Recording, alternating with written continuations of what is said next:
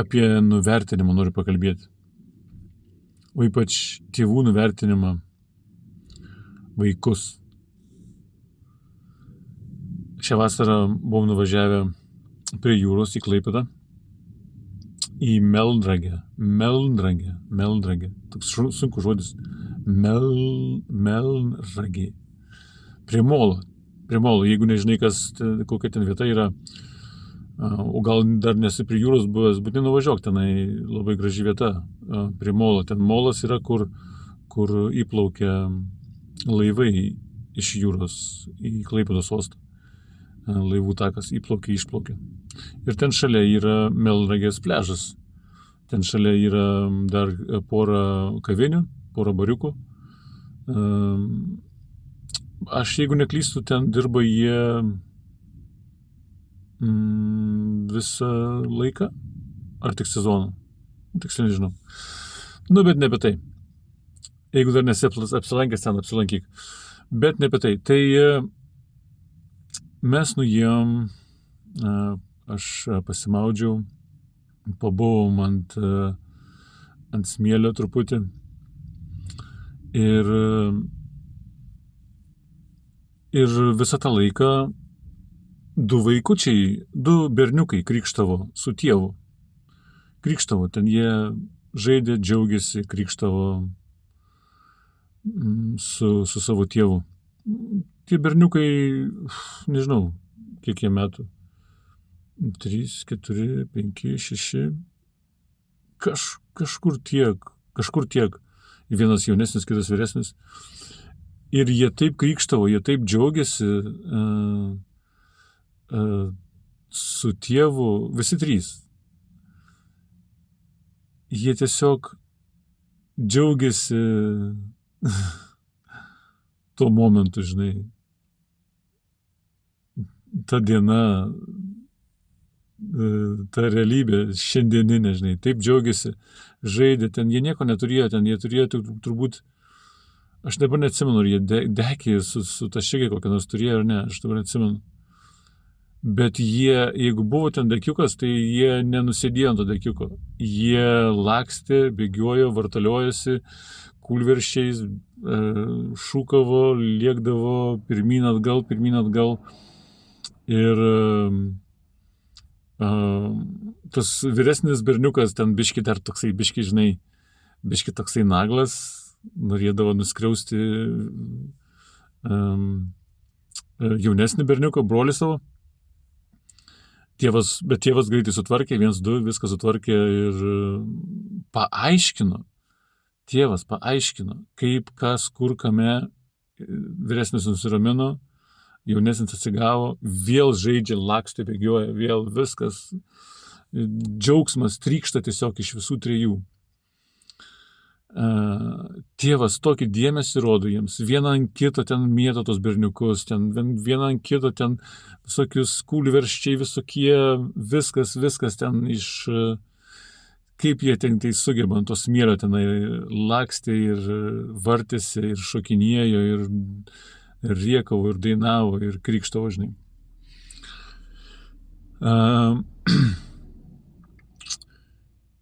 Tai čia yra toksai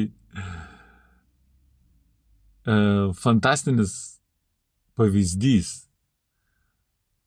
kaip tėvai turi elgtis, žinai, su tėvais. Fantastika tiesiog.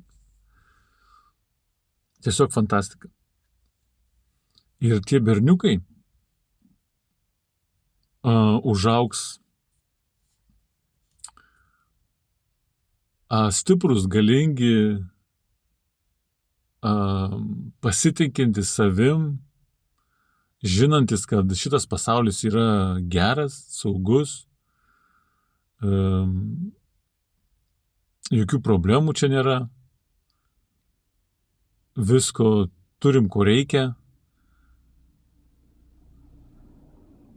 be tokių gilių, blogų, negatyvių emocijų.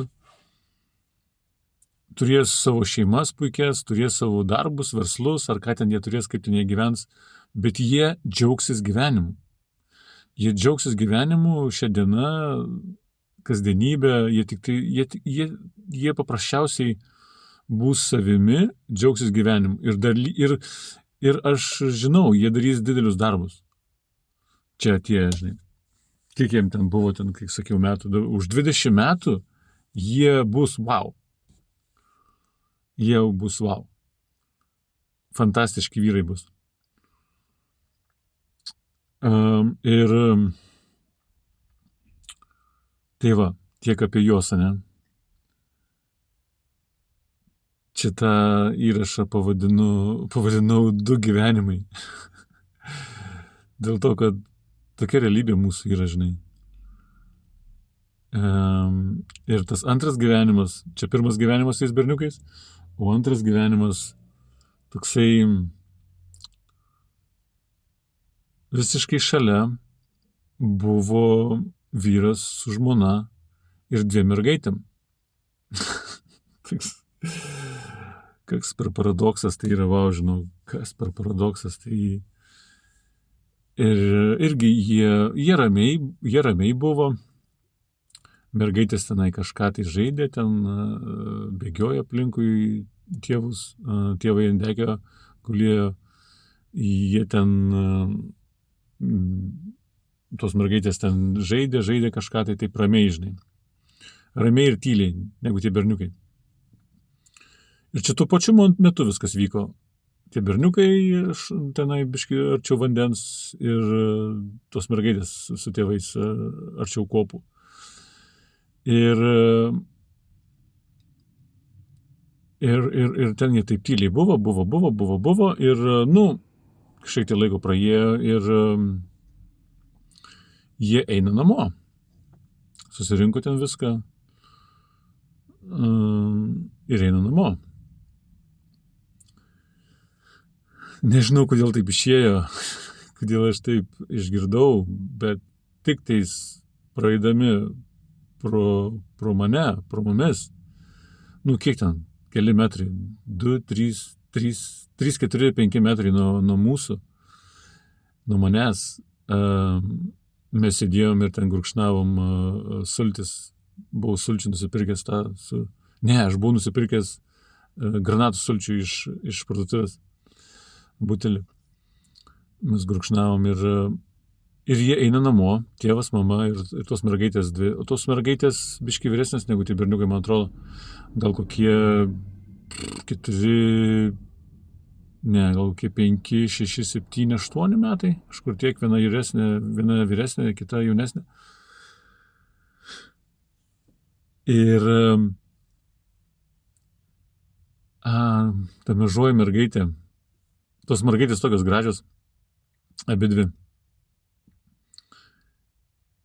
Ir ta mažoji mergaitė, kaip tik praeinant pro mane, ta mažoji mergaitė sako, tėti, ar gali mane panešti?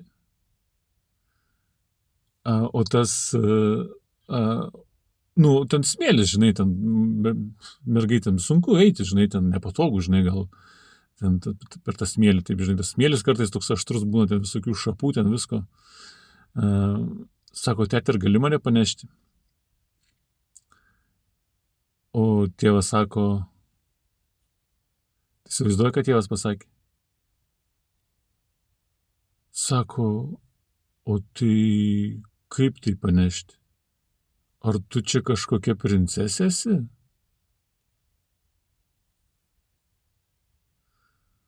Ta mergaitė taip nuleido akis į smėlį ir eina pabiškį tap.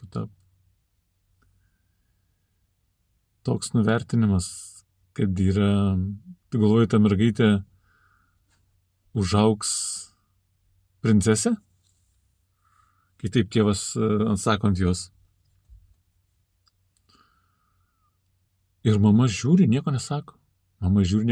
Vyresnė sesė irgi taip žiūri, stebi, nieko nesako, žinai.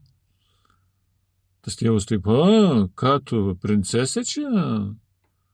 O tu princesė kažkokia esi?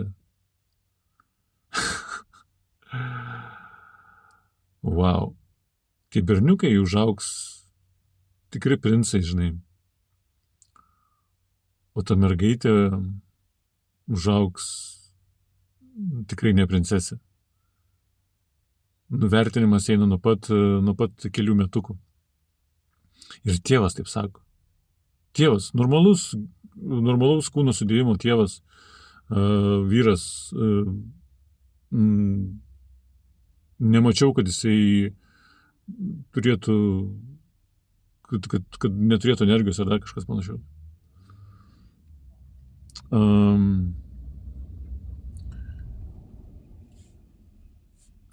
Čia yra taip liūdna, kad wow. Jinai taip ir įkiša vaikams nuo pat mažų dienų nuvertinimą.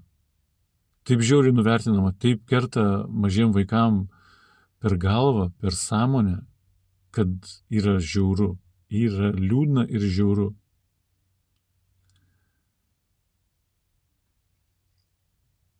Du gyvenimai tokie. Aš vos susilaikiau. Norėjau prieiti prie to vyro, pasakyti taip tyliai, žinai. Paimk mergaitę, užsikelk ant pečių ir panešk iki laiptukų ten tų, kur smėlis baigėsi. Ai, bet kažkaip tai, žinai, neužteko drąsos. Ir mama stovi taip akis nuleidus, žiūri. Taip pat irgi norėjosi šaukti, ką tu, ble, darai? Wow. Tai va, du tokie gyvenimai. Pliaže, melnragėj. Iš tikrųjų, turbūt nėra nei vieno žmogaus, nei vieno. Dauguma iš mūsų visų esame nuvertinti nuo pat mažų dienų, sistemos, visuomenės ir tėvų. Mane tėvai irgi nuvertino. Tėvas buvo ramekas, tėvas yra ramekas, jisai tikrai labai ramus o motina, mama, mano nuvertino gan stipriai mane. Aišku, taip pat ir mylėjo, kaip suprato, kaip žinojo, viskas gerai. Nebuvo kažkokio tokio labai didelio tokio nesupratimo jaunystėje, vaikystėje. Bet irgi mama mane nuvertino. Paskui, kai aš paauglys buvau, jau kažkaip žiūriu, kažkaip čia keista.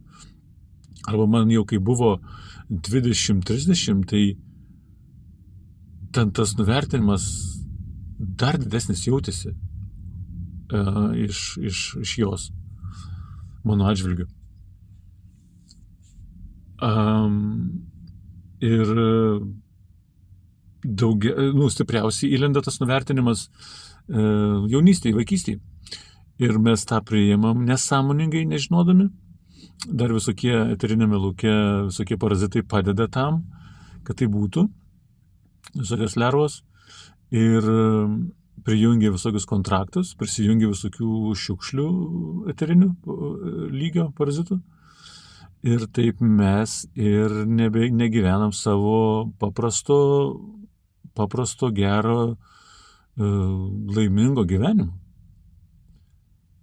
Ir dabar turim, kai užaugam, jeigu suvokiam, kad kažkas negerai, mes pradedam ieškoti išeities. O jeigu nesuvokiam, taip ir einam, nuleidę galvas kaip stručiai ir čia, biški tas ir einam taip. Ir iš tikrųjų beveik visa visuomenė tokia yra. Nesvarbu kur, ar Lietuvoje, ar Rusijoje, ar Amerikoje, ar Australijoje, nesvarbu kur, visur taip yra. Ir čia yra žiauru iš tikrųjų. Labai didelis nuvertinimas, labai didelis nuvertinimas gaunasi. Ir mes nebemokam gyventi.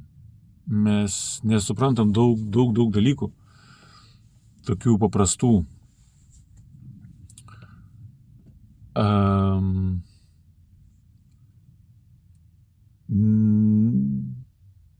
Kaip tai žodis, užmiršau.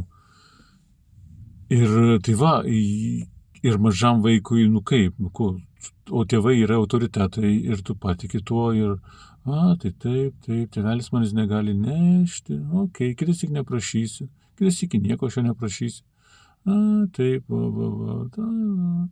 kitas tik dar tėvelis nuvertins mane, ir bum. O tie berniukai, jie užaugs fantastiniai vyrai. Ir jeigu tas berniukas sutiks, jie kažkur ten buvo panašių metų, jeigu tas berniukas netyčia sutiktų tą mergaitę, mažesnę tą, jaunesnę, jie nesugebėtų gyventi kartu. Tas berniukas, ta mergaitė, tokia galvytė nulenkus.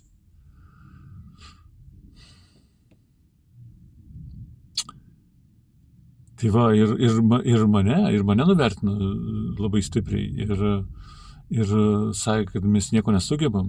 Ir mano broliai, ir mano sesės. Taip sakė. Man taip sakė. Jinai vos prasitarė, bet sakė.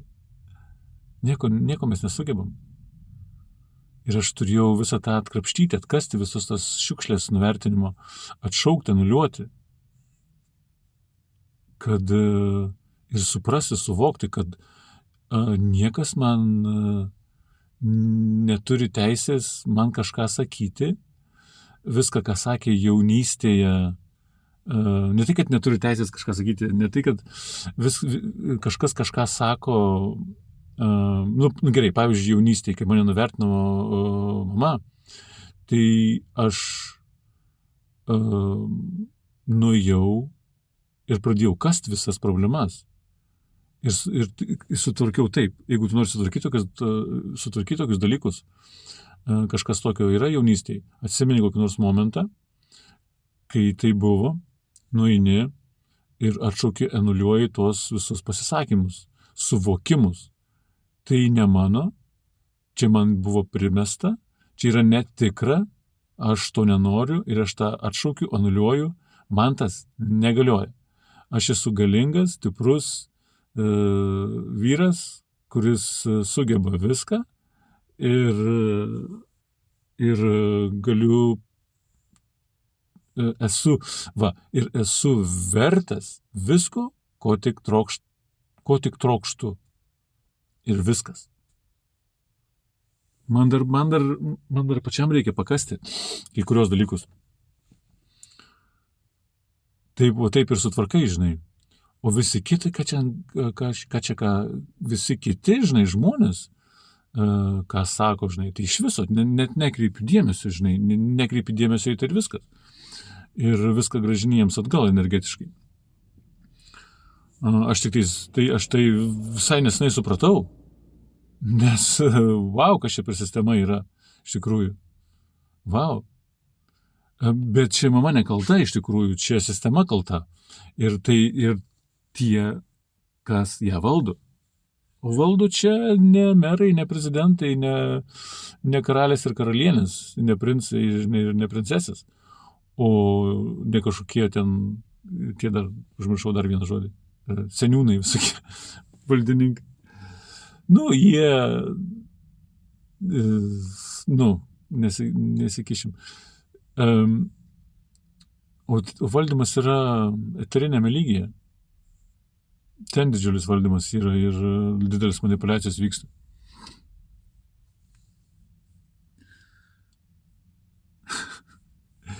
Yra wow.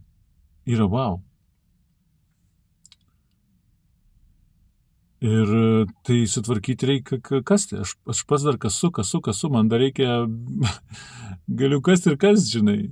Tikiuosi, kad greit iškasi visas. Kažkokius blokus, kažkokias nežinomybės, nepasitikėjimus, kažkokius tokius nuvertinimų, kažkokius dalykus ten. Yra wow. Tai va, kažkaip tai taip.